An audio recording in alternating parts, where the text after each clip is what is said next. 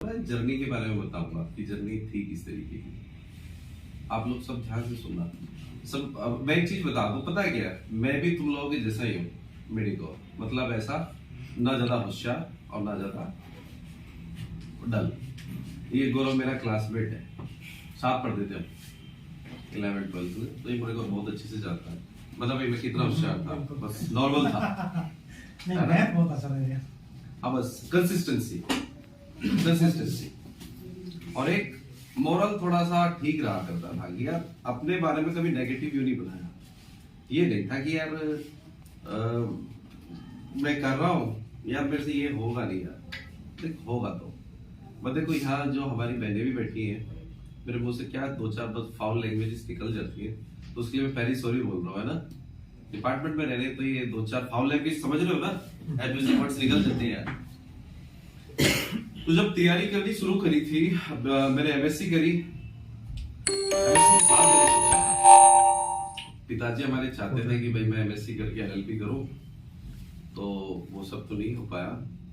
LLB के लिए दिल्ली में एग्जाम हुआ करता है डीयू का, तो उसमें दिया था, वेटिंग लिस्ट में था, फिर छोड़ ही दिया। फिर इसकी तरफ मूव कर गया। मन में एक था कि भाई यूपीएससी करेंगे। देखो समय का ऐसा है चक्र कि कभी यूपीएससी दिया ही नहीं आज तक, नॉट अ सिंगल अटेम्प्ट। वहां गए, एक बार पता चला कि भाई मुखर्जी नगर कोई जगह है, वहां गए, फिर एसआई के फॉर्म निकले थे। माइंड में ये सेट था कि भाई एसआई से नीचे तो नहीं जाना है, समझ रहे हो। तैयारी की, फिर 1 साल लग के। और ये चीज आप लोग बहुत अच्छे से समझना, 1 साल लग के तैयारी की, और उस तैयारी का परिणाम ये निकला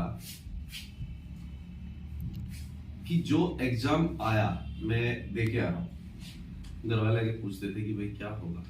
I was that much confident कि मैं बोल रहा हूं कि भाई मेरा तो सिलेक्शन होगा। द मोमेंट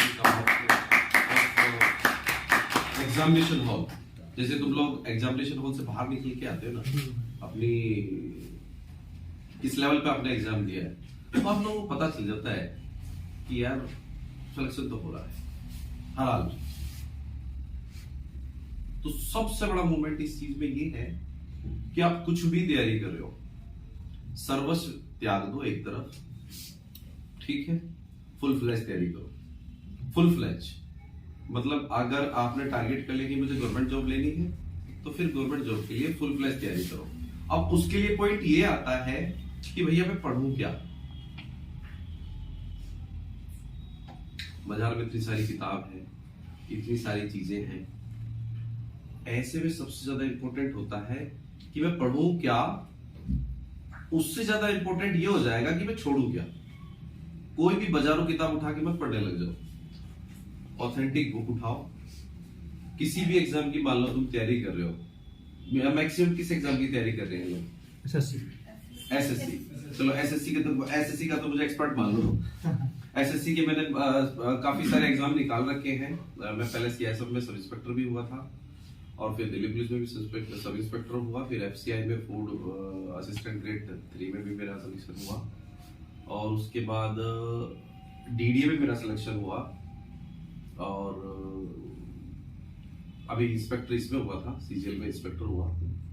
और देखो एक तो मैं भूल रहा हूँ, हाँ सीडीएस में भी मेरा हुआ था, एयरफोर्स पायलट के लिए एबीटी भी मेरा क्लियर हुआ था। इन सारे एग्जाम में पता है एक चीज कॉमन है, आपने एसएससी की तैयारी अच्छे से कर ली। आपके सारे एग्जाम, जितने वनडे एग्जाम हमारे भारतवर्ष में कंडक्ट कराए जाते हैं, आप सारे एग्जाम करें, but you have to reach up to that level. एक लेवल पे पहुंच जाओ, और उस लेवल के बाद पहुंचने के बाद तुम्हें से कोई एक भी पूछेगा, मेरी बात से इत्तेफाक रखेगा कि हर एग्जाम तुम्हें क्लियर हो जाएगा। तुम्हें वो वर्ड्स क्लियर हो जाएंगे कि यार इंग्लिश मतलब ये है, एक इतना सा कंपैक्ट है, मुझे दिग्भ्रमित होने की जरूरत नहीं है, और बस मुझे ये पढ़ लेना है। मैथ्स मतलब ये है, इससे बाहर कुछ नहीं आएगा। रीजनिंग और जीके मेरे ख्याल से क्या फॉर श्योर ये 4 बहुत इंपॉर्टेंट कंपोनेंट है। कौन कौन से? मैथ्स, इंग्लिश, जीके और अब मैं किसी एक एग्जाम को फोकस लेके चल रहा हूं, मैं सीजीएल को फोकस लेके चलूं या 10+2 को? सीजीएल। चलो सीजीएल को मैं फोकस लेके चलता हूं। अभी रिसेंट में चेंज हुआ है और हिस्टोरिकली बहुत लार्ज नंबर में वैकेंसीज आई इस बार, प्रोबेबली 38,000 तक मुझे लग रहा है कि चली जाएंगी। अभी है क्या बोलो, इतनी 38,000 तक चली गई है शायद, 38,000 तक चली गई है। और थोड़ा मिनिस्ट्री में मेरा आना जाना रहता है, तो इसलिए 2-4 चीजें और मैं बता दूं आपको। गवर्नमेंट की तरफ से स्पेशल ऑफिसर्स अपॉइंट हुए हैं just to create jobs, government jobs हर लेवल पे, नीचे से लेके ऊपर तक। तो चांसेस तो बहुत आने वाले हैं। पॉइंट ये है कि आप किस तरीके से तैयारी करते हो। ठीक है, सबसे पहला है मैथ्स के लिए कोई ऑथेंटिक टीचर हो गया।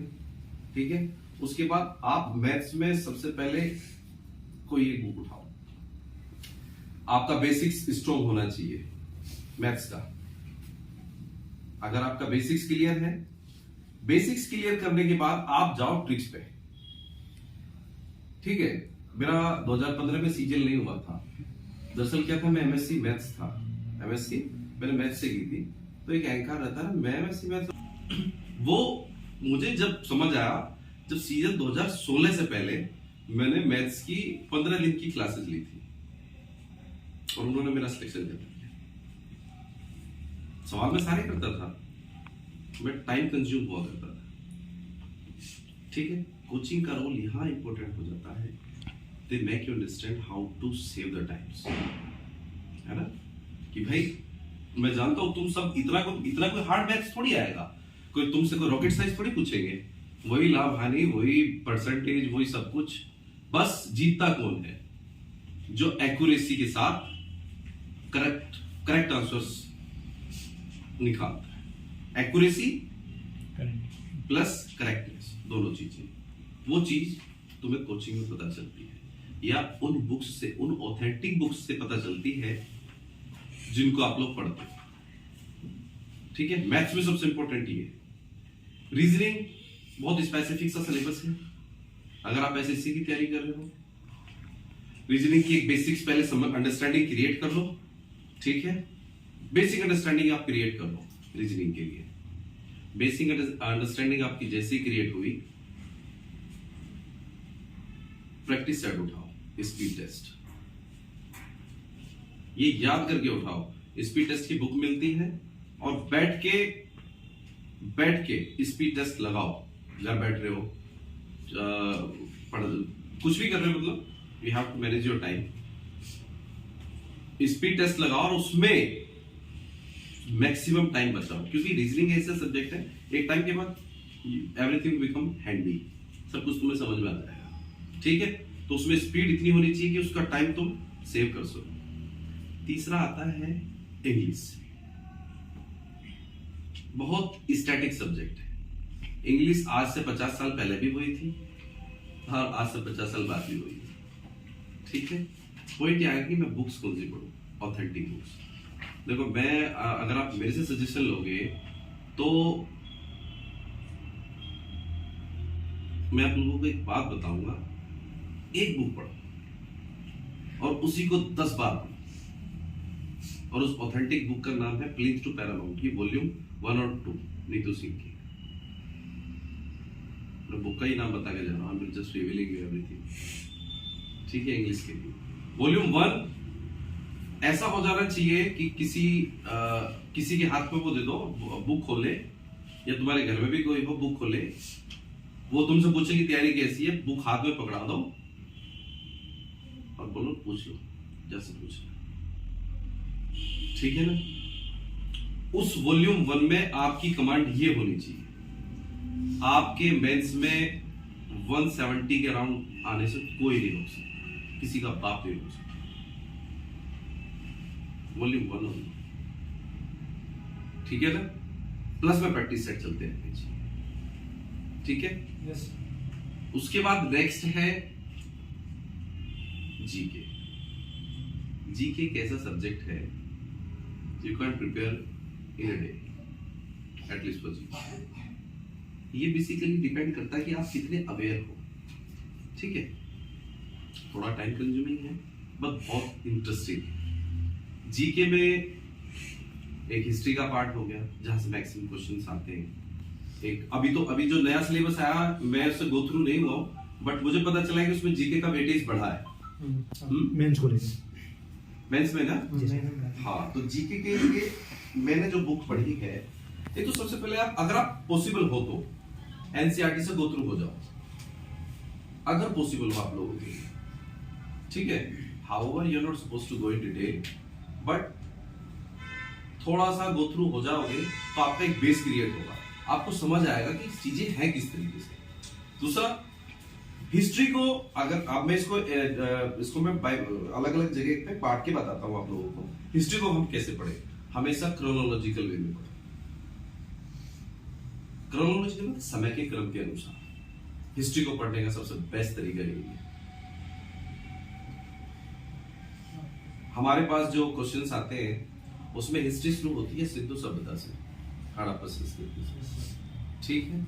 उसके बाद फिर वही वैदिक काल आता है, वैदिक काल के बाद उत्तर वैदिक काल, देखो ये सब काल आने के बाद फिर वो बुद्धिस्ट टाइम आता है, जैन, ठीक है ना, फिर वो मौर्य पीरियड आता है। तो इस तरीके से उस चीज को क्रोनोलॉजिकल, अच्छा है, फिर ये आए, ये बुद्ध आए, अच्छा फिर बुद्ध के बाद क्या हुआ, फिर चंद्र ये आया, मौर्य काल आया, मौर्य में क्या हुआ, ठीक है, ठीक है। अभी चंद्रगुप्त मौर्य आया, फिर बिंदुसार आया, फिर अशोक आया।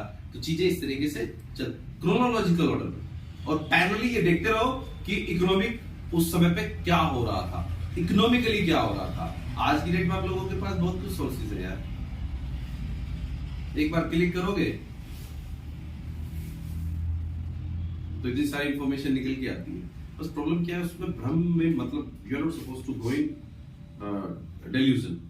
आप लोगों को भ्रम में नहीं पड़ना उसमें आके, बस जितना मुझे चाहिए उतना उस हिसाब से निकालते चले जाओ। फिर वो आया, इस तरीके से चीजें निकलती चली गई, ताहिर हुआ, फिर उसके बाद जीके TSLM हुआ, मतलब गुलाम तुगलक, खिलजी सैयद, इस तरीके से फिर मॉडल गांधी जी आ गए, फिर गांधी जी वाली हिस्ट्री आ गई है। एनालाइज ये करो कि प्रीवियस क्वेश्चंस में किस पार्ट से कितने क्वेश्चन पूछे जा रहे हैं। Modern history as far as I think is one of the most important component of history, from where the mostly questions are asked। कौन सा?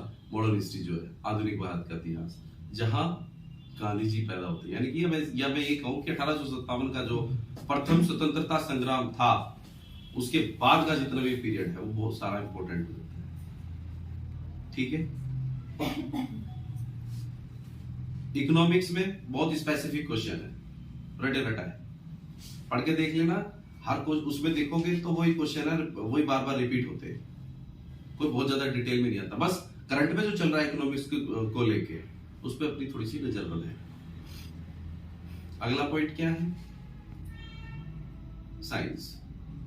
उसी में साइंस में मैक्सिमम क्वेश्चन बायोलॉजी से पूछे जाते हैं, ठीक है ना। कुछ पार्ट फिजिक्स का होता है, केमिस्ट्री बहुत रेयर, हाँ बहुत रेयर, बहुत बायोलॉजी एनवायरनमेंट इकोलॉजी का फोकस। हाँ, आज की डेट में किस तरीके से चल रहा है, तो उसको देखते हो, उस हिसाब से अपनी तैयारी करो। बुक्स ऑथेंटिक लेके आओ। मैथ्स के लिए मैं राकेश यादव पढ़ता था, मैथ्स के लिए राकेश यादव की बुक्स पढ़ता था, और उस सब के बाद आपने जैसे सिलेबस क्लियर कर लिया, सिलेबस देखा, सिलेबस के हिसाब से तुमने तैयारी प्रिपेयर कर लिया एक तरीके से, उसके बाद स्टार्ट कर दो मॉक टेस्ट लगाने, ठीक है। मॉक लेके आओ और क्वालिटी के मॉक टेस्ट लेके आओ, और खुद के साथ इतने, मतलब अगर मान लो मैं खुद का एग्जाम में खुद जांच रहा हूं तो डोंट बी लीनिएंट, खुद के साथ थोड़े से टू रहो, मतलब सत्य रहो पूरी। कई बार क्या होता है, मैं अपना एग्जाम अपना जांच रहा हूँ खुद ही, अरे लोग यार ये तो ऐसे नहीं करने, चले एक नंबर खुद को फालतू दे देता हूँ, मत करो। ये थोड़े टाइम बाद जैसे तुम लोग करने लगोगे ना, तो उसके बाद तुम्हें पता चलेगा कि सिचुएशन है किस तरीके की, वैसे करो। और मॉक टेस्ट मैक्सिमम ज्यादा से ज्यादा संख्या में मॉक टेस्ट लगाने की कोशिश करो। 1 साल का खुद को टाइम दो, क्वालिटी एजुकेशन मतलब क्वालिटी बुक्स पढ़ो, ऑथेंटिक बुक लेके आओ इंग्लिश के लिए, ऑथेंटिक बुक लेके आओ मैथ्स के लिए, ऑथेंटिक बुक्स लेके आओ जीके के लिए। जीके के लिए मतलब आई वुड प्रीफर लूसेंट।